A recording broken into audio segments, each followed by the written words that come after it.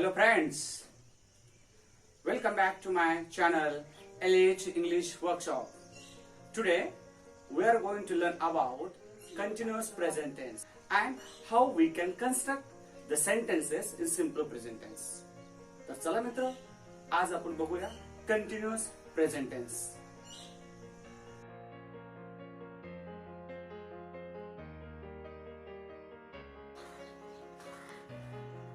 Continuous present tense. In some books we can find progressive present tense. In other books we can also find imperfect present tense. When an action is continuous or it is in progressive situation or it is in imperfect, so it can be used in continuous present tense.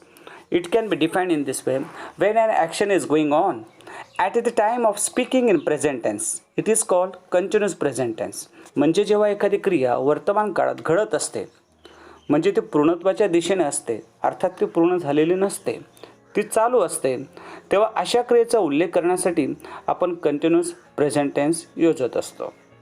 Continuous present टेन्समध्ये we can use the form of to be like am is are, then main verb plus ing form. Main verb ing form means present participle. Present participle is always used in any continuous tense. Let's see the examples of this tense. For example, first, I am speaking with you means action of speaking is going on here.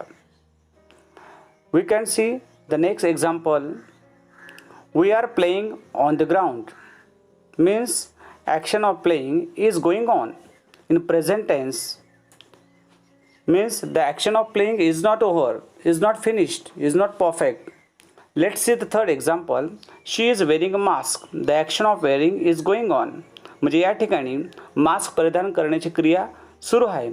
अशा क्रिया ज्या वेळेला सुरू असतात त्या पूर्ण नसतात तेव्हा हा टेन्स असतात. For example, he is using sanitizer now. Next example is Raman is not reading a book. Means action of reading is not going on. So its structure will be subject I, we, she, he, Raman, and then form of to be can be used am, is, are. Then present participle V4 and object. In this way, subject plus am, is, are plus V4 plus object. Then we have to see present participle means V4. Present participle बनवण्याचे काही नियम आपल्याला माहिती हवायला पाहिजे स्पेलिंगसाठी. Rule first, when verb is ended in e by adding ing as a suffix to infinitive, e is avoided. जेव्हा क्रियापदाचे पहिलं रूप ज्याचा शेवट ईमध्ये असेल तेव्हा ing लावताना ईचा लोप होतो. आपण त्याचे काही उदाहरणं बघूया. For example, V1 means infinitive आणि V4 means present participle. For example, to make, to close, to smile हे शब्द ईमध्ये एंडेड आहेत आणि ing प्रत्यय लावताना ईचा लोप होतो. जसे मेक, मेकिंग, ईचा लोप नाही, ओई लोप पावलेला आहे. Close, closing, smile, smiling. अशा रीतीने those words are ended in E. When we want to add ing at that time e can be avoided. Next rule, verb is ended in consonant and that consonant is followed by only one vowel. By adding ing, consonant is double.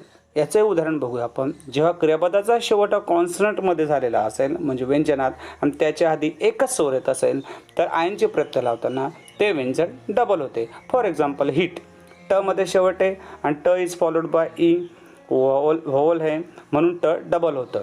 जसे heat आहे, seat आहे, T double झाला. Gate आहे, swim आहे, swim, this verb is ended in म and म is followed by E. अशा रीतीने एकच व्होवल कॉन्सनंटच्या आधी असेल तर मात्र शेवट होणारा कॉन्सनंट हा डबल होतो. यानंतर बघूया आपण याचे काही उदाहरणं. मी मुद्दाम म्हणून सिम्पल प्रेझेंट टेन्स एक्झाम्पल घेतो जेणेकरून आपण तो शिकलेला आहोत आणि म्हणून simple present tense convert into continuous present tense. For example, I play cricket with my friends. Subject I, play present participle we have to use here and form of to be am should be necessary.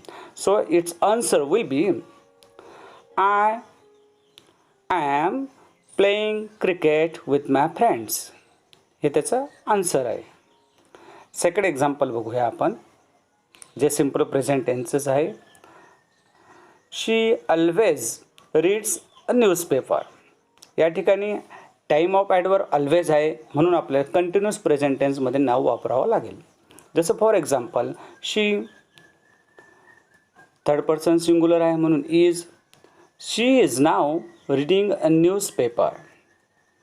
म्हणजेच याचं सूत्र आपलं लक्षात आलेलं आहे, subject plus am is are plus V4 plus object. अशा रीतीने आपण सिम्पल प्रेझेंट टेन्सचे कंटिन्यूस प्रेझेंट टेन्समध्ये चेंज करू शकतो. मित्र हो, तुम्हाला हा व्हिडिओ आवडलेलाच आहे म्हणून तुम्ही लाईक करा, मित्रांना शेअर करा आणि पुढचे येणारे व्हिडिओ इंग्लिश व्याकरणासंदर्भातले पाहण्यासाठी सबस्क्राईब करा. थँक्यू.